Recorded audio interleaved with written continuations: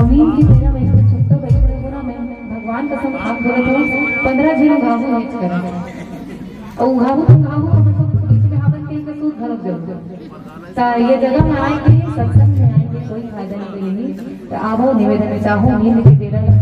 उत्साह भजन में भी ज्यादा है अंतिम दिन है अंतिम मंडली है एकर बाद तो कोनो आके जय बोलाओ ताली बजाओ कोनो कवैया नहीं है ना तो चलो निवेदन चाहूं ये मंच के माध्यम से जिन जिन सब परवान पहुंचत है